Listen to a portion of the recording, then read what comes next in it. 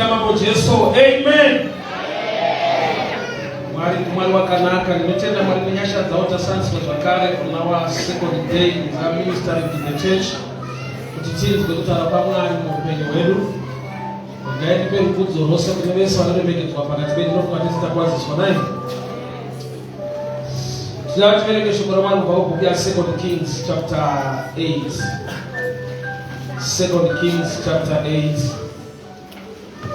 Mambo ya chipili kwa chapter 8 verse 1.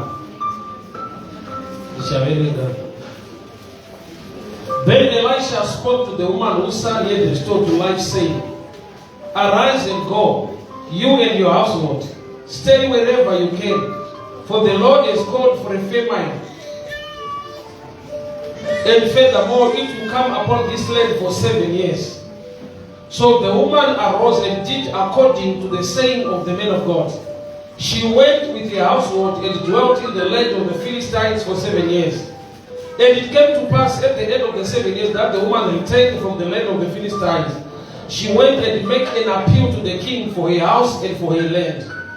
Then the king talked to Gehazi, the servant of the man of God, saying, Tell me, please, all the great things that Elisha has done.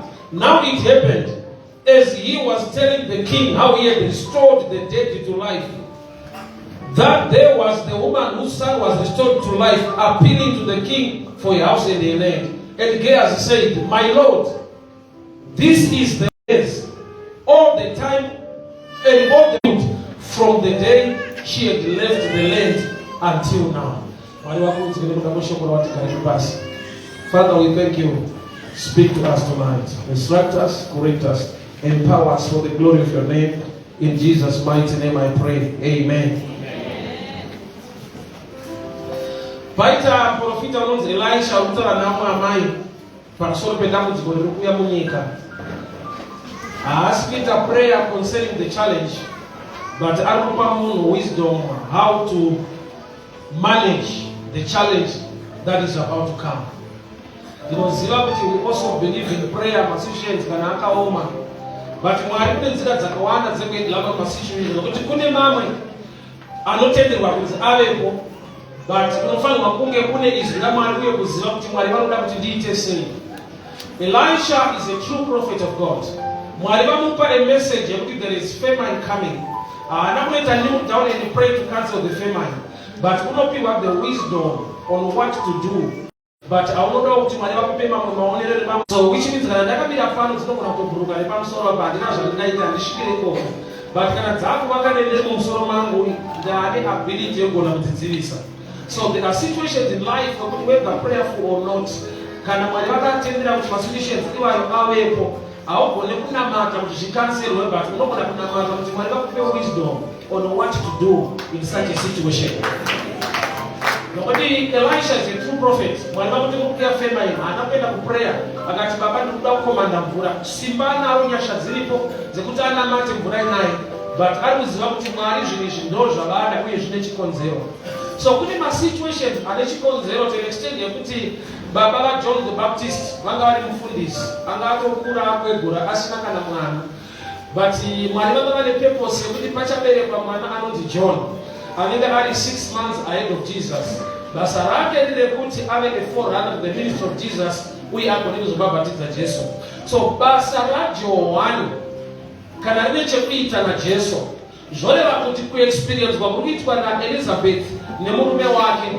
Aisinya yekuti vari under a case. But vaka program na mari for a blessing yaona kubereka inonzi John.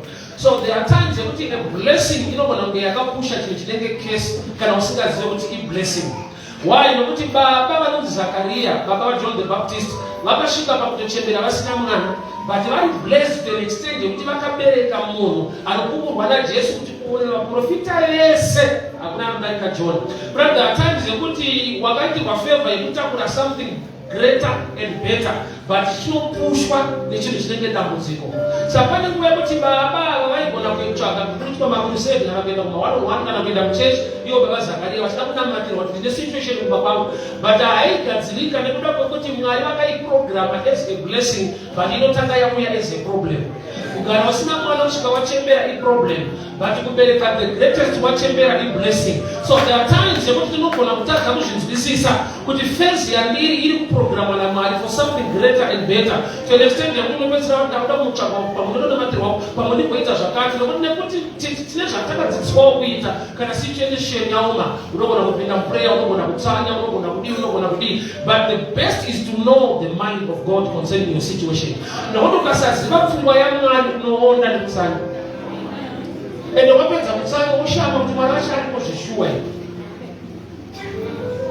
Unopinda muprayer wochema wogodii, but baba Zakaria vakamuziva kuti chinhu chinenge problem chakaprogramwa naMwari kuti tibereke chinenge blessing in the future. To an extent yekuti murume anonzi Zakaria iyeye ari mufundisi akasangana nechallenge yekuti akatadza kutaura, ende chakamutadzisa kutaura hasi Satani. Ari muhall of the holies, angel Gabriel ndiye akati hausi kuzotaura kusvika zvinhu zvaitika, kuti akawana problem yemuchechi. Ndinoziva kuti maproblem mazhinji tofuka today panze kune anowanikwa muno, but emuno chaakanakira ane kaprogram keblessing. Nokuti ndinodaura the blessed part of the story. Uchaona kuti Zakaria baba vaJohn the Baptist, Mwari akavatorera voice ndobva vabereka mwana wezita rake aitotaura achinzi uya aiti ndiri izwi rinochema murenje, kureva kuti vakatorerwa voice kuti vagone kubereka voice, kureva kuti Mwari havagone kutora chinhu chavasingagone kuamplify. So there are times that the problem you face today is just a picture of the blessing that is coming tomorrow. Vanhu vaigona kuseka mudhara kuti hamufundi gospel uri mufundisi basa rako nderokutaura, so kana usingataure pulpit haumiri. So which means for 9 months Zakaria akabvira aenda papulpit kuti anga asisashandire Mwari, but anga akushanda naMwari, nokuti Mwari vane zvavaada kuita. So there are times yekuti unogona kushayikwa kumberi, but mukati Mwari vachitaniro zvinhu zvikuru. Zvokudaikaitwa makrusade hakuna chechi yaigona kuinvita Zakaria because haataure, but Mwari vane program naye. Why? Because dambudziko rake ranga rine expiry date. Akanzi naangel Gabriel pachaberekwa mwana uchamutumidza zita rekuti John, zvoreva kuti akungomirira dhai rekuberekwa kwemwana kuti ave nebreakthrough. Kana pakaita munhu anomunamatira zvakadii, musi waachataura kuti mwana uyu anonzi John ndopaachagona kutaura. Saka hapatomboda kutsvagadzirwe program dzekuti pamwe tichataura kungoziva. So ukaziva hauite pressure umanidzane nezvimwe zvinhu.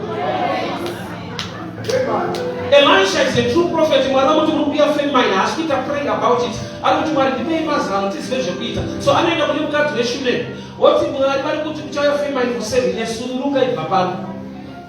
Vamene rokunoita kakubowa mbichana because urikubviswa kuzvinhu zvawakajaira mucomfort zone muarea dzavo. Kwaari kuenda kunogara is the land of the Philistines, kuti ari kunoita a foreigner mune imwe nyika, but ari under the instruction of God. So akaenda for 7 years ariko ndokubva azodzoka.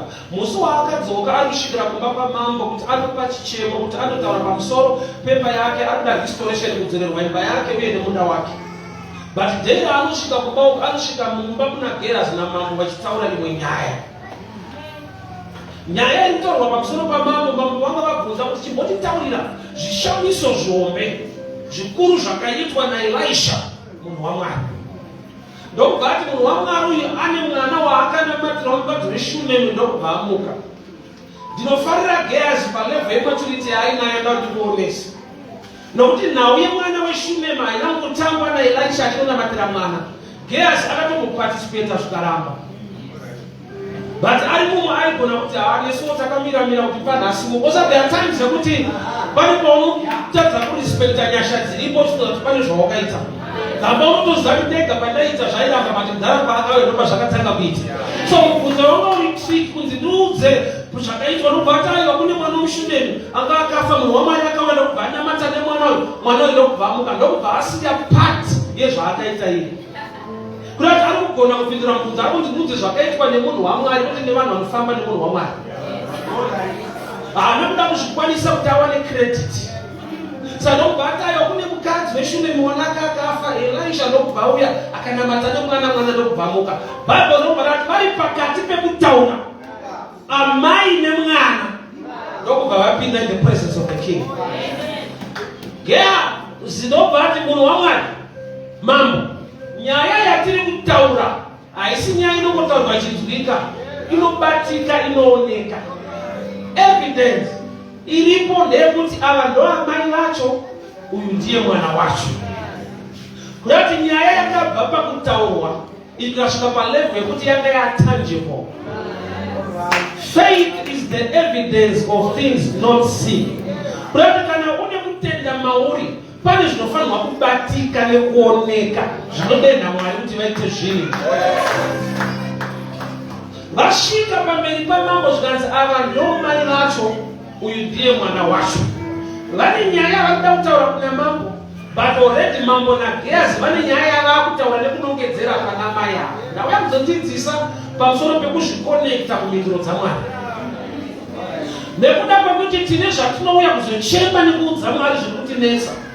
But kutumwa kune court of heaven, kune delegation iripo yakagara mumambo waMwari inopota ichinongedzera vanhu kuti uyu ndiye munhu wacho. Saka chekutanga, usati wataura nyaya yako, iwe wacho une nyaya.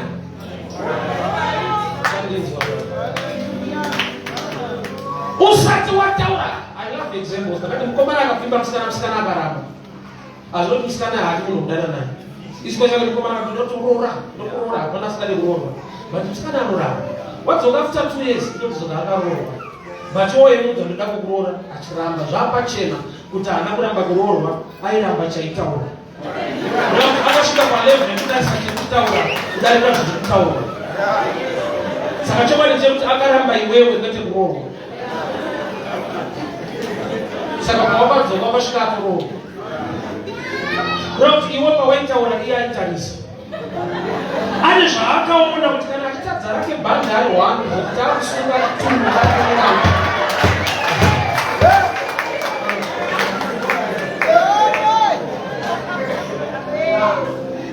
So munhu pachake asati apa chichemo kuna Mwari nekuchema nekudii, iye pachake inyaya.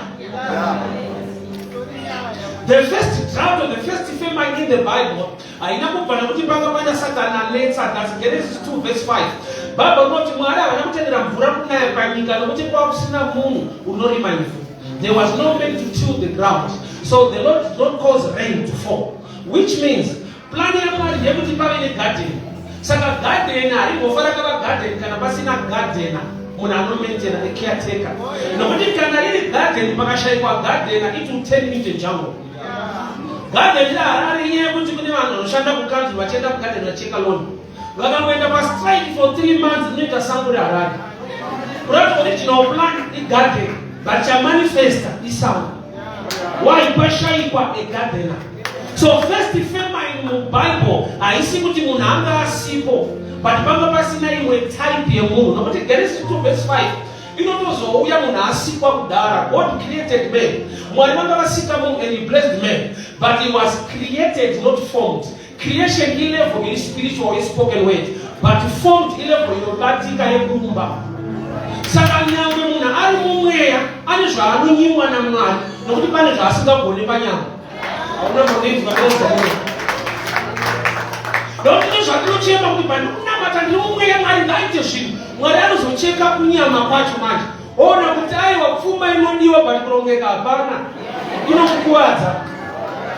Ndinoti kune zvinhu zvakanaka zvisina kunaka kana zvauya pauri nokuti hausati wanaka. Ndakane ndikalafu but ndizvo. Saka uchiona kana mwana wako akanzi apasa grade 3 haumbofa kwamba 1000 years. Iyo mari yakanaka, ende zhinji yakanaka. But mwana wako akanzi apasa grade 3 haumbomupa 1000 years. Kwako kumumaka. Kurati hausi kumupa maringe rudo rwako runokontrolwa nezera rake. Saka Mwari ane rudo rusingaite, anokontrolwa nesu. Zera rako rinoita kuti Mwari wamasimba ose aite zvishoma shoma.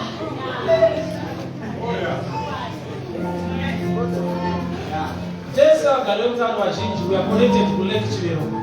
But ukapinda mumba momwe munhu izvezvi kunenge kune 5 liters yemvura, mumwe anenge ane maliters akawanda. Kureva kuti kuva connected to lake, dhamu rakakura, harisi nyaya. Makontena anoomba mambo, the capacity to receive ndo nyaya. Hazvino kuti hausi connected to lake, but wakaleka makontena ekuti mvura yacho ipinde. Saka unogona kuwanikwa pamwe pako une jagi remvura, iwe uri connected to lake. So Mwari haite maringe umwari wake, anoita maringe level yemwana wake. Zvipo zvatinopanana vedu zvinokontrolwa kwete nelove nezera. So Elisha ane munana waakaita, kune mwana akamutswa womukadzi weShunemi. Amai vauya ndakunoona mambo ndidzorerwe imba yangu nemunda wangu. Bhaibheri barati vachingopinda Gehazi akabva ati mambo, ngatimbomirai zvekutaura, ngatitei zvokuona. Ava ndo amai vacho, uyu ndiye mwana wacho. Kuti tisati tanzwa nyaya yavo, ndo munhu wacho. Kureva kuti patinouya pamberi pamwe tichipresenta maprayers nekudii nezvichemo zvedu, isusu pachedu tiri nyaya. Type yemunhu inyaya. Havana kutendera mvura kunaya nekuda kwokuti panga pasina munhu. Yeti munhu akasikwa Genesis 1:28, but Genesis 2:5 iri kupa pasina munhu. Pavasi kuonehwa munhu chete, the type of man anogona kuita cultivate the land, which means God formed man from dust. The formed man ndiye akava a caretaker of the garden, not the created man. Saka denga pani parinosunga kwete nekuti mumweya humo, but panyama une zvaunoleka manager nekuunderstand.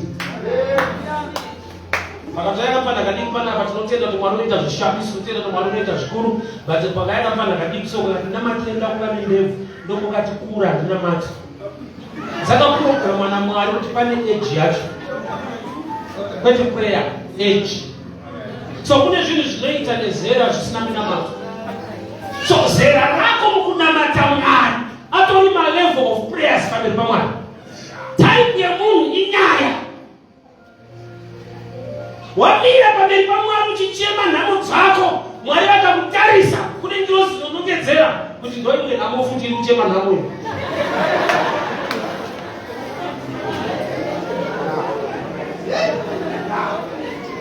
Zvinatidzai baba munoshamisa, kune vatumwa vamukupenya kuti neiye anoshamisa hangu.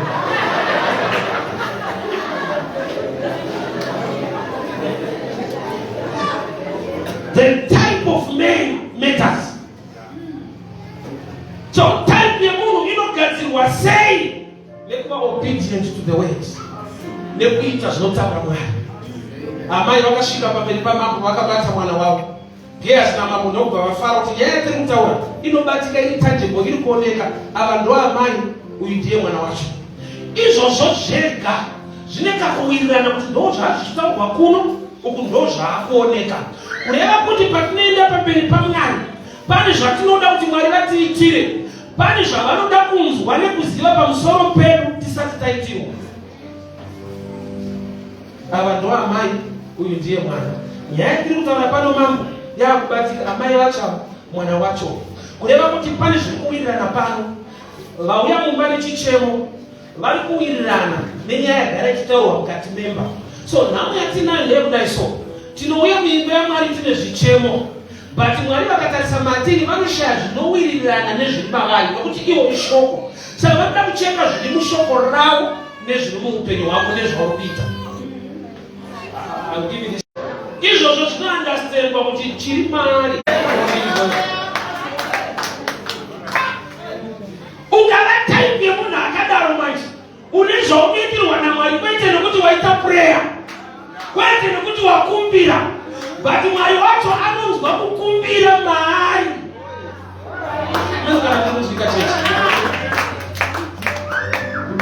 Amai nemwana vauya nechichemo kuna mambo. Mambo na Gehazi vanotaura pamusoro paamai nemwana. Saka chauya ichi chinopindirana nezvirikutaurwa kudhara. Saka mambo zvavaomera kuti varegere kublesa chinhu chavambofarira. Vafara vachiudzwa nyaya yemukadzi weShunemi nemwana wake nekumutswa kwake. Saka paanongopinda bedzi, zvichemo zvake haisisiri nyaya, nokuti iye pachake ndo nyaya. Mwari ngaaone uchitambudzika arwadziwe iye kwete iwewe. Waimboza anofanira kuti akaona Jesu wakatenda, ona iye ari mauri, anofanirwa kunzwa kuti kushaya kwako ndazvikuvadza kwete kuti wakuvara. Ndoya hana kapaanoti Mwari mukati pamwana ndosiya pano. anga appetite asi hana nemwana. Because machechi pake papatoshata. Paka pana bishop bainzi Eli. Ndovakati kuna hana achinamata mukadziwa kudhakwa nokunyanya. Instead yekuva na pastor vanoencourage maprayer warrior uyo anga akushauta. Saka Mwari akatopa type kuti sina mufundisi nemunhu akutopa vanhu pachechi. Saka uyo akati Mwari ukanipa mwana ndokupai bishop, Mwari akati ndatopindawo apa. Osa pane pekuti ukagarika Mwari anonzwa kuti zvangu zvaita. Kwete zvangu zvaita. Pane zvokuti zvikakuitira zvakanaka zvinyakufadza iwewe zvofanira kunyanyofadza Mwari. Nokuti anoziva kuti rake basa neimba yake kana iwewe zvako zvafamba zvakanaka hasisina problem nekereke yake. Kana zvako zvaita zvakanaka hasisina problem nenhera dzaanofanirwa kuminista kwadziri. Nokuti iwe waye vessel yekuti inonosvitsa zvawapiwa naMwari kuti usvitse. Ufunda hama dzako Mwari agone kuuya panyika achiita chinhu. Nokuti Mwari mweya. Mwari unouya muvanhu kuti agone kuita zvinhu. So Mwari chaanoda chiri panyika vavanhu vanotrustika kuita navo. Vanhu vanovimbika kuita navo. But itype ipi inovimbika kuita nayo inenge ine mwanakomana. Inofamba nemwanakomana. So mwanakomana uyo akafa akamuka zviri pachena kuti ndiye Jesu wakafanana sei akamuka. Saka mai vakapinda vakabata mwanakomana. Kwete vakabata chichemo, vakabata nyaya yekudiwa mukati. Hama dzangu mukati matimo mune nyaya dzinodiwa.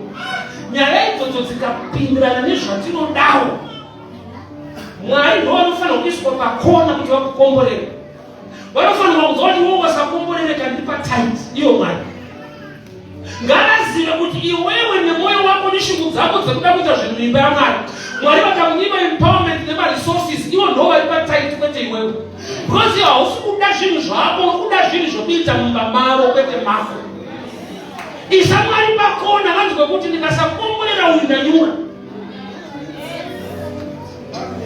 Saka amai vane nyaya yavo pamberi pamambo, mambo ane nyaya yake pamberi paamai avo. Vari kutaura vari kuti ndudzi zvakaitwa nemunhu waMwari, zvikuru sei ndudzi zvinoshamisa zvakaitwa nemunhu waMwari. Saka kune mwana akafa, but munhu waMwari ndokubva aenda akanonamata nemwana wake. I'll go deeper this way. Elisha tidzoke kumashure muchana. Elisha pakanamata nemwana wake, Bhabhuri rinoti wakarara pamusoro pemwana wake. Mwana wake paakamuka ndokubva asiniza 7 times. Amene Bhabhuri toverenga naye. Yes, mwana mukadzi weshitemi paakanamatwa naElisha, Bhabhuri rinoti he sneezed 7 times and came back to life. And prophetically amai avakaenda kunogara the land of the Philistines for 7 years. Kureva kuti nyaya yemwana uyu auya kudzoka back after 7 years ari upenyu. Chainge wachiprofita kuna amai kuti pamuchadzoka after 7 years zvenyu zvipenyu zvinobatika. So amai vakadzoka nemwana wavo in the presence of the king. Gehazi namambo vane nyaya vanotaura nozanzi ava amai vacho. Hama dzangu zvinoita utayazonamata Mwari vakufugama usati wataura nyaya yako. Vatumwa pavanokupenyana vanoti kudii pamusoro pako. Kuti ndiye munhu wacho kunyudza mari iyi. Iwe utopinda kuti Mwari, my financial breakthrough. Woti ndiyakatiza neimwe. Osa, unozati paunoenda pamberi paMwari usati wataura zvauri zvinotaura. And I'll give another example, Luke 19. Zakeo. Anditozati Zakeo waenda kuona Jesu. But kupera kwenyaya Jesu wakaona Zakeo. Kana Zakeo aida kuona Jesu, Jesu akazoona Zakeo, yaifanira kumuperera ipapo zvakazoona. But unonzwa Jesu achikoka Zakeo kumba kwa Zakeo, which is a bit strange. Nokuti naturally hakuna muenzi anokoka muridzi wemba kumba kwake. Jesu aifanira kukoka kumba kwa Zakeo, but Jesu akakoka Zakeo kumba kwa Zakeo. Akamukurumidza tiende kumba kwako. Haana kukoka, akazvikoka. Sei Jesu achida nyaya dzekumba iye Zakeo abuda panze kuti vaonane panze. Pane chakapresenta muna Kristu chaiminista pamusoro paZakeo, the type of tree. Muti wakangonokwira benzi achida kuona Jesu, wakamutengesa. Muti wacho muti wemaonde. Maonde akanaka panze, akava nemashoshe mukati. Zakeo kana ari panze ari bomo mumba make mune mari dzevanhu. Saka Jesu aritongotsano nyaya inoiziva pamuri ndozvamuti. Usati wataura nyaya dzako panze panapa uri hostel but kumba uri suspect. So, muti wakapira Zakeo waingotaura kuti ndozvadirishe mukati mumahwani. Kana tiri panze toda kupona but pamene takavharira kari dzavanhu dzakawanda. That's why Jesu akati nyaya yako inoiziva iri mukati. Aisiye panze ande mumba. Tonopinda mukati. Jesu achingopinda mukati ndokubva atanga kudya. Nokuti paunotanga kudya guyu uchirivhura ndopaunoona kuti mukati makadii. Saka Jesu asina kuparidza akangotanga kudya because ari kudhila neguyu racho. Paanotanga kudya zvake ndopaanosunguka kuti Ishe, kana ndinaona ndakabira mari dzavo ndovadzorera, ndine vanhu ndakatorera ndovadzorera zvakapetwa vakashanu. Hapana kuparidzwa kudzorera mari dzevanhu. But Jesu paanotanga kudya ari pama Zakeyo, Zakeyo ari kunyatsoziva kuti pano ndofanira kutongodhomoka ndega. Tamudhara ndakavhara vanhu vakawanda. Tine mari dzirimo mukwamuti yavadzorera. The type of tree represented the character of the man in the tree. So paunongopfuga usati wataura pane zvinotaura.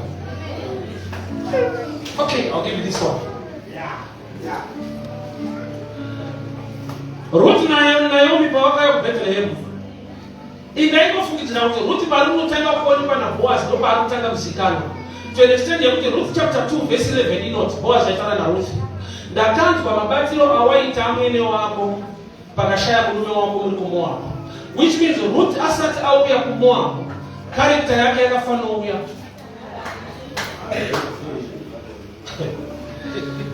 Ndakanzwa mabatiro awaita amwene wako murume wako paakashaya muri kuMoab. Ruth chapter 2 verse 11.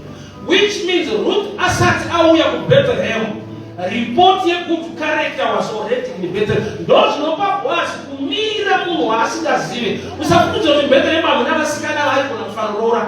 But chakamupa kumira achimirira munhu anouya. Akanzwa a strange character because it's very strange. Kuti kana murume wako afa naamwene ukama wacho hauna kusimba. But zvanzi ndakanzwa mabatiro awaita amwene wako murume wako paakafa. Kuti kana zvinhu zvakaoma, a lot of us will become bitter. But she became better. Wafirwa nemurume wako, mabatiro awaita amwene wako. Saka report ye good character was already in Bethlehem. Chakazouya is the person, but the character was already presented. Saka Boaz anozwa kuti ndo type yekumirira. Paukutoonekwa mumunda akasokome kutanga wakaonekwa in character. Paunopfugama uchicheka kuti Mwari ndirangarire, kune zvinotanga zvaenda pamberi paMwari. Pane nguva yekuti chinhu chinenge chakachipa, inotarisa kuti munhu anogona kukutengera ubharegera. Wanyatomubvunzisa haakudze kuti chinodhura, haandoudza chakachipa, but sei chinoda kunditengera? Kuwirirana kwenyu kureva chechidhuri icho chakachipa. Ndamboshanda kuindustry, kune munhu aiva every Friday achitikueretesa zvinhu. Rimwe day akauya aine masketi emadzimai. Tese ndotatora, ndonanzitora itora, munozondipa pamunoiwana. Kunzi munozondipa pamunoiwana, it's a long time. Ichoice. Zvafanira kupiwa mahara. Tine mudhara wataishanda naye wataiti siyero, so haana kutora. Tikati sekurutoraiwo gogo masketi akanaka. Ndo paakazoenda nesuperside zvikanzi, haisi nyaya yekuti anodhura. Gogo wenyu pamuromo. Kana atikushaudza ari muZambia, beta apfuurire mberi muZambia. Musiketi handivachenesi chimudikopotera. Zvoda kuti character itori price tag. Character yemunhu itori price. Kune vanhu vaunoitira chinhu chinodhura nekuti unovada, hauzwi kudhura kwacho. But wawakamaka chikachipa chinenge chichitodhura.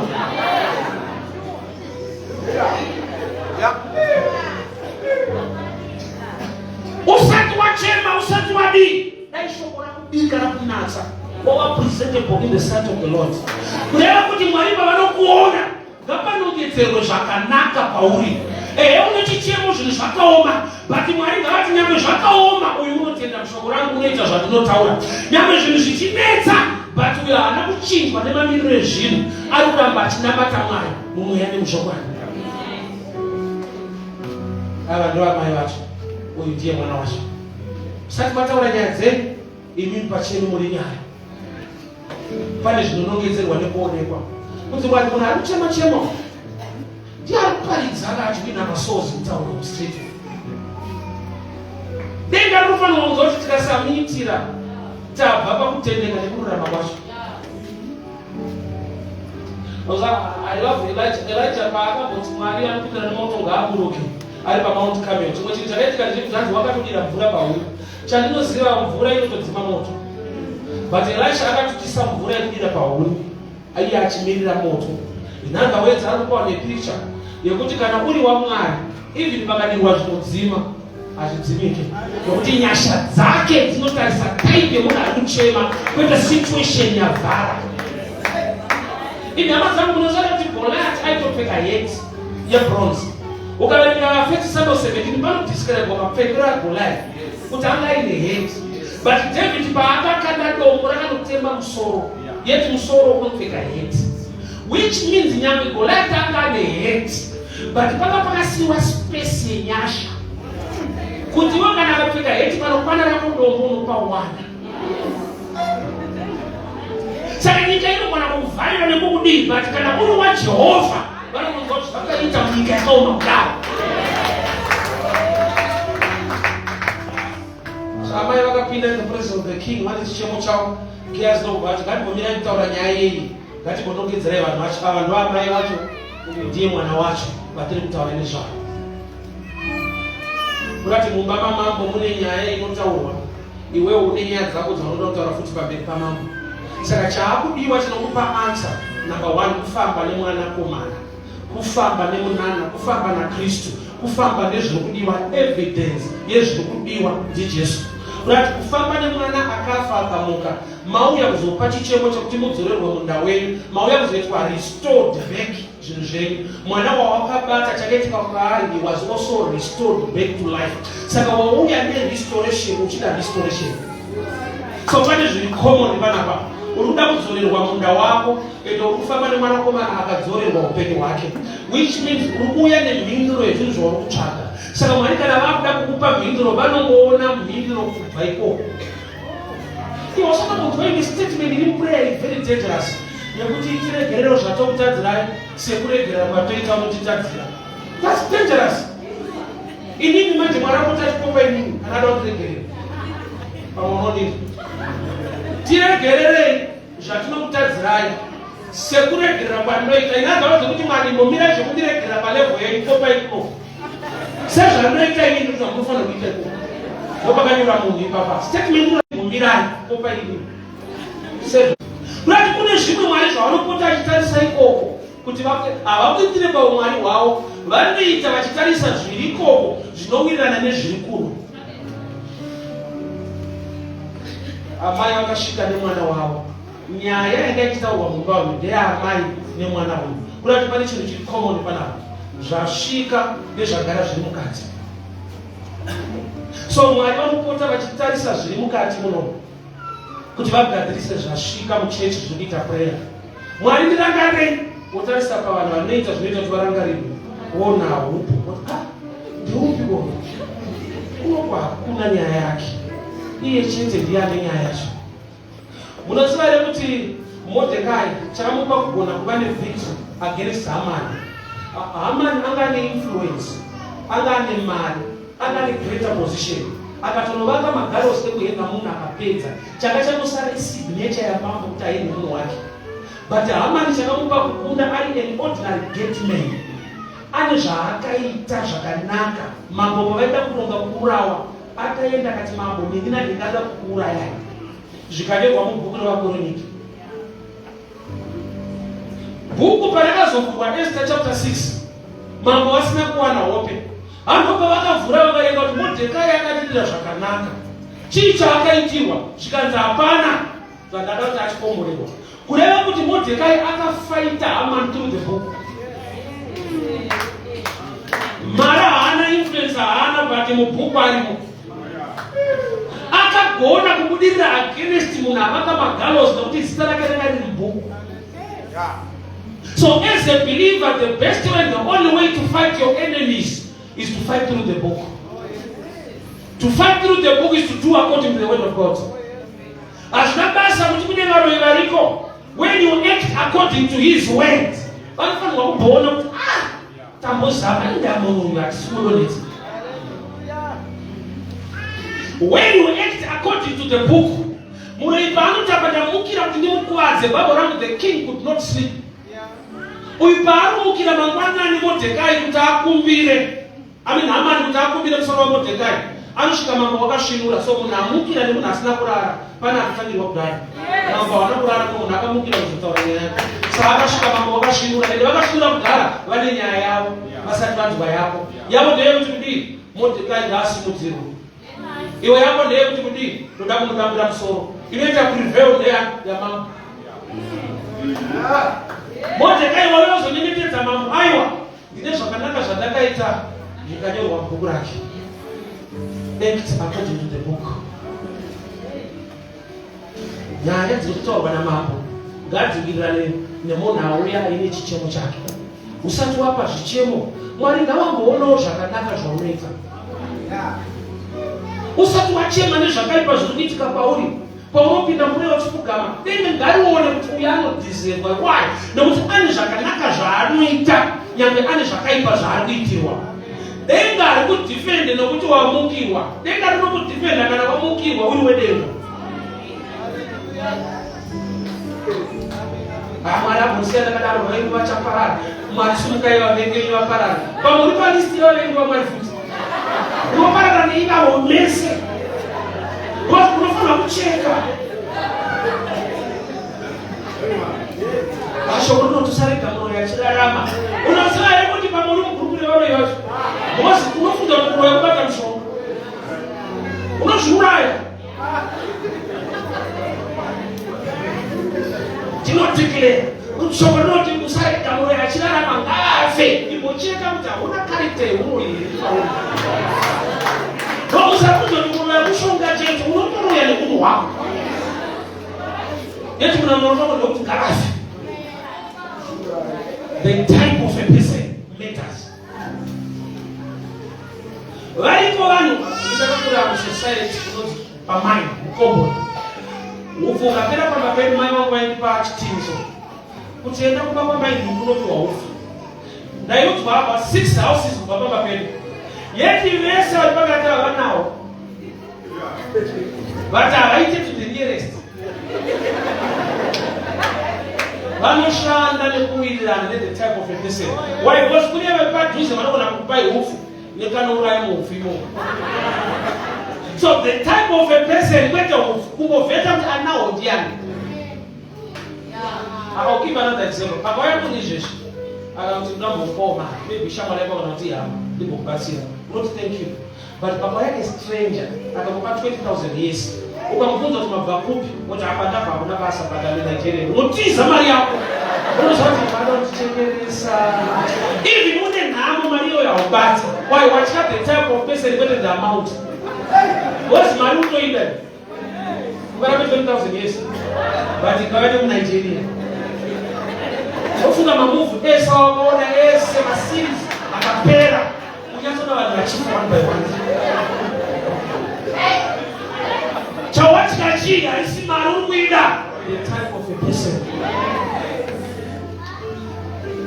Jesu ari mugoti akasimuka akaraira dutu. Vadzidzi vakabvunzana kuti what kind of a man is this? Munhu werudzi wekuti nemhepo inomunzwa. The type of a person. Ende nyaya yegoti inomatidza pakudai so. Zvanzi vanhu vakasvinura ndo vakatibudza Jesu kuti akunyura goti riri kupinda mvura. Vakasvinura ndo vakati problem. Iye akarara haana problem. Mvura inenge inonetsa vakasvinura. Ndarika akarara. Why? Because akarara ndiye akatosvinura pakudai. Nokuti paati let us cross over. Atenda shoko iroro kudaita zvichamuka pakatara. Saka paari kurara ndo paari kusvinurira shoko rake. Ava paari kusvinura ndo paari kudhauta kuti zvaataura hazvina mashoko pakati panogona kusumuka anything. Saka panokomba kuti mungwana kwako ndo itori problem.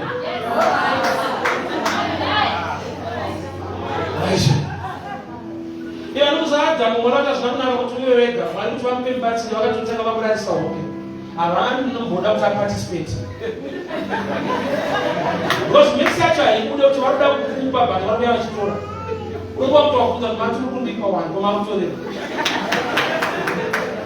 Because pese panoda kupiwa munhu panotorerwa munhu. Vanhu vanoda mutirare because ukati ngwarei haitorwe enda wane munhu wacho. Saka unongwara kwako kwakukuwadza. No calculate as right. Church ndinzwe. Patinouya pamberi paMwari tine zvichemo zvedu, Mwari vakatendeka uye ndiMwari wamasimba ose. But type yemunhu akakuitirwa zvinhu ndo pane nyaya chete. Saka utaipi hunogara wakagadzirwa nei kusaenda maari kuda kwenyu kuitwe mandini. Shoko redu ngaritishande ritishandure. Ndiwe Baba mudziyo wakafanira. Ndaverenga shoko rinoziva kuti Mwari vachiti kuna Adhamu ndichakupa mubatsiri akafanira, a suitable helper. Ndopananoti must be two suitable helper. Nokuti kuna vamwe vangori suitable but vasingabatsiri. Chee chakanaka soba chikutemesa musoro chisuitable. Ngatisiyane nacho.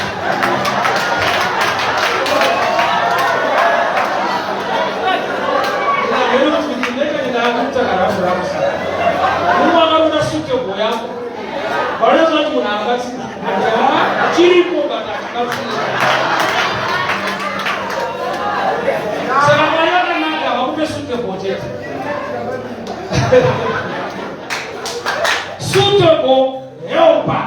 Mubatsiri akafanira. Nokuti kune mubatsiri asakufanira. Panoda kutona mato kuti Mwari ndiri kuda suitable helper kwete helper. Zvinoda chiri suitable zveshuwa. Panoda ndiyari kutodzidzikisira pasi. The type of a person.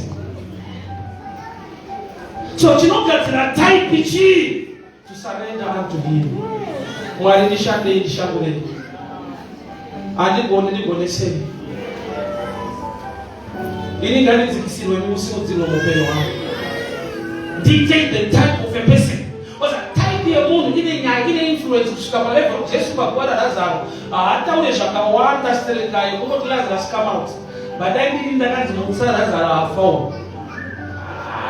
Ndodzirova kandimi. Declare.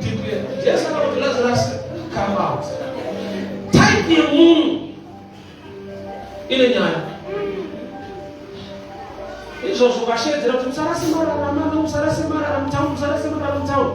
Vanhu vakaziva kuti haushande kukanzuru munhu ari kutaura vanorasa. Vanhu vakataura uri town mayor. Matikopedza ice cream yakaiswa pamukoma.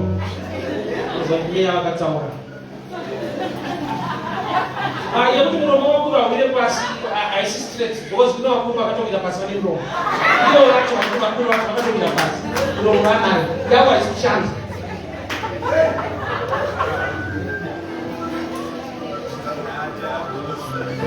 Type of a person, an influence, anokonzera zvinhu kuti zviitike. Ukafamba na president, iwe waimbogara muno, wakabva muno kune zvikwereti. Munhu achiti ndamari yangu wogwado wakufamba na president. Pavanouya rali muno mudzorasekwa, munhu ane mari yako yanotoziva kuti haichabuda. Ndozamba chasvikika. Type yemunhu wainaye hautendera kuti mari kamukwa usina mahara. Eno ndinova kuendwa zvechokwadi. But type yaakufamba nayo inokuudza kuti haichabuda.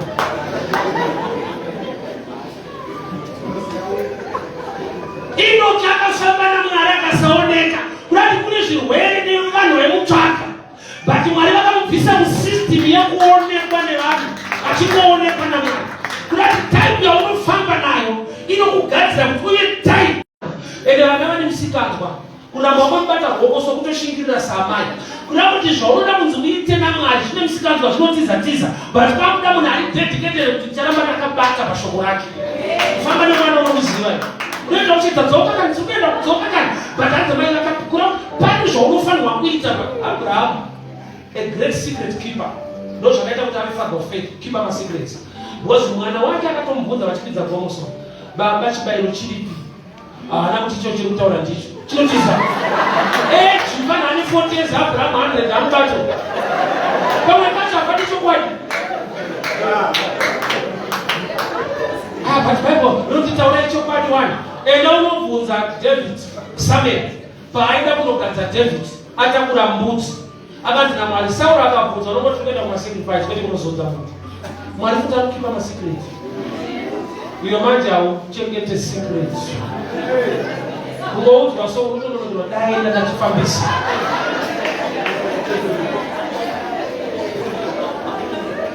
Type yemunhu ine nyaya.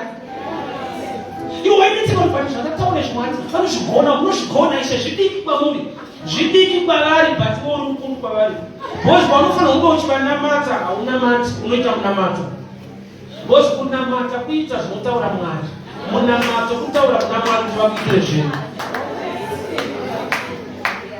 Netsika yaMwari ndeyekuti havapindure munamato womunhu anamata, vanopindura munamato womunhu anonamata. Zvonzwika rinyatsozvakuru. Matthew 6 verse 6. Pamunonyengetera Mwari vanoona vachakuropafadzai, kwete vanonzwa. Havanzwi, vanoona taike Mungu. Saka havanzwi munamato womunhu anamata, vanonzwa munamato womunhu anonamata. Saka toona kombi kada munovereswa nezvifeo zvinoti Jesus haashande Jesu iyeyo. Wewe kupanika sokunamata. Unenge wa Jesus nemutemo unoziva Jesus. Bado funge zitero rine simba. Bado kama wanao mozata. Panika wa asi Jesu. Time Mungu. Mambo abadwa amai. Ndiye mwana washo. Amai ndo baba presenta nyaya yao pambele pa mambo. Type ya qualify. Nyaya ndo baba presentwa. Baba presenta nyaya zati na mambo. Akarayira the officers. Kutendai munopa amai avadimba yavo nemunda wavo. Kwa last part. Nezvese zvakawanikwa mumunda vasipo. Yeti muprofita akati there will be a famine. But nokuti ikudu taiba yaafektwe nefemani haunamuzvinzwa. Ndiyani paverenge futuropa zvikati basi. Zvanzi mambo namambo. Tora amai yavo unovapa imba yavo neminda yavo. And all the proceedings dzakawanikwa mumunda mavo vasipo. But Bible rati kuchange kune famine for 7 years. Famine hakudyarike chinhu hakumere chinhu. But kune imwe famine isingaafekte imwe type. Inokohwa mufema inokuti itype yaJesu yerestoration. Saka utaona kuti kuna Mwari anoita kuti zvako zviite munyika yakaoma kudai. Hamine kuti zvinake, but iye akanaka nokuti anozvigona zvakaoma. Ini kana iri famine munhu waMwari vanhu vakanzi ndee munogara kwekune famine. Sei vari kuti zvese zvawanikwa munda mavo ngavapiwe pavanga vasipo. Zvona kuti kune vanhu vanga vakushandira vanhu vanoteerera Mwari. Nokuti iwo vanga vasingashande kumunda, but kumunda kune zvaimera, zvinazvingomera zvega. Ukaona patomera chibage chakadyarwa. Kuna kune vanhu vanga vakuitira mari icho vanhu vakaenda kuholiday kwete kufemani. Unosvika Mwari pano kuzorodza kuti haudye zvawakashanda, unodya zvaiitika usiku.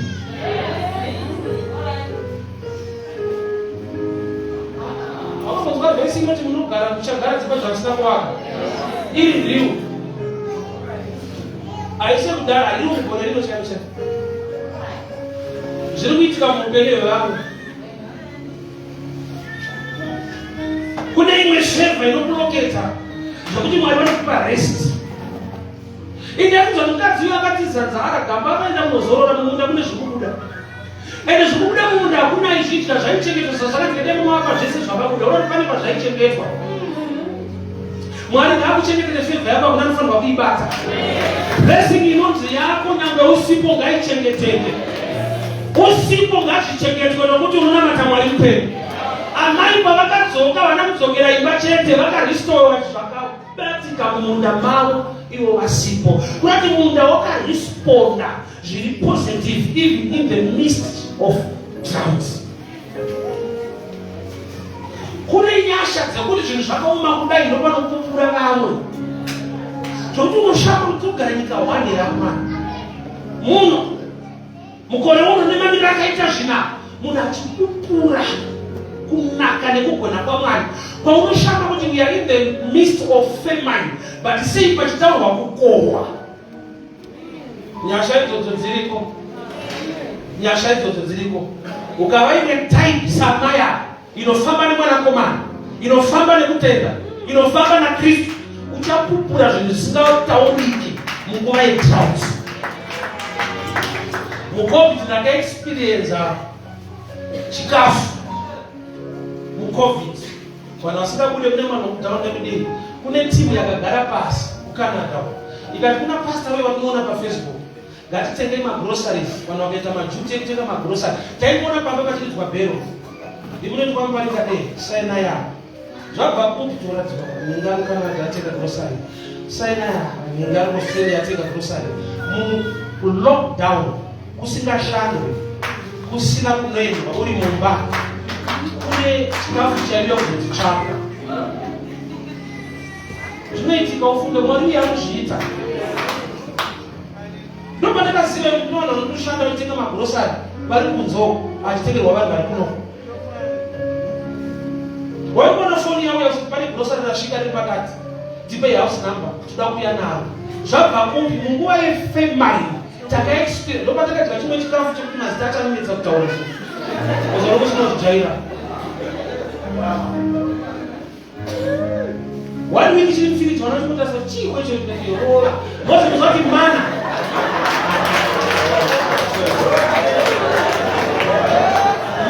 zvinomubvunzo mana zvinoreva kuti what is this.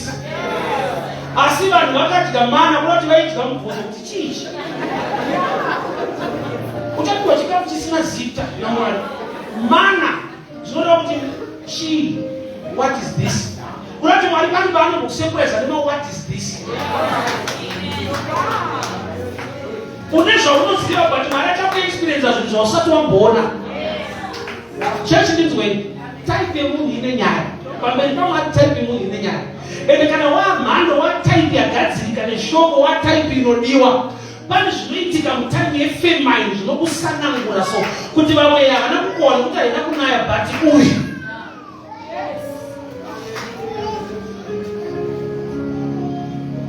wakambotambira mari usikashandi, mwedzi uchipera mari ichitopinda kukadhi usikashandi. Kwete zvichwanengiro zviri masurprise nevanhu chero vanotogara pasi kuronga kuti unofanira kutambira mari.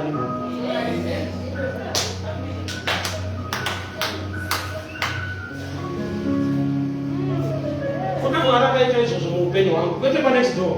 Ini kugara pasi kuti mukuru imi ndikona munoparizana kuti mberi salari chete chironga kuno kadhi racho ndeiri mwedzi ukapera munotora salari papayroll kubenki kugara pasi kutsama kurova wakada kuenda papayroll. It's a year now. I testify the goodness of the Lord. It's a year now.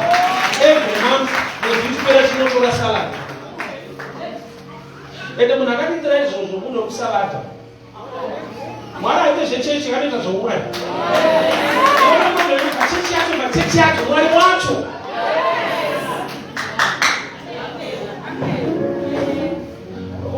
Wakamukumbura zvinofunza kuti ukumbota zvirini zviritika. 2007 ndipatisa pareke kwakuwadzana kwakaya munhu mukuru one Friday vaenda kumosque Muslim akaitika kene chidogariya so amira anapedza kuparidza kuti isusu chechi yedu we don't believe in Jesus toita zvamaoneka, but what you are doing is good for the society. I want to bless you. Nobody but you USA Muslim pareke kwakuwadzana kwete paconference parenki pasina komiti yaronga nevanhu vapledja parenki. Mwari anoita zvekuti zvinhu zvacho hazviri komiti kune nyasha dzinojamba protocol nemasystems amotarisira. We can bless you wega ushaka kuti munhu ari serious ero. The type of a man. Type of a man inonzi law of attraction ndamepedza so. Ndine problem ndakapedza 5 gig. Vanoti mana madhamu ezoti makazonyanya. Nasi tinyanyeiwo. Saka ndapedza so. Inonzi law of attraction iri patype of person zvekudai. Mechanical atore grease achizora. But paanopedza basa anenge aine grease paoverall yake. Kuti field yake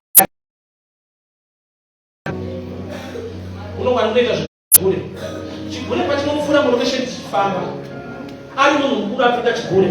Haateerwi nevanhu vakuru. Wambo zvinotisa. Chinoteerwa netuvana. Sei vana vachiteera munharaunda chigurecho? Vana chinoita law of attraction ndeyekuti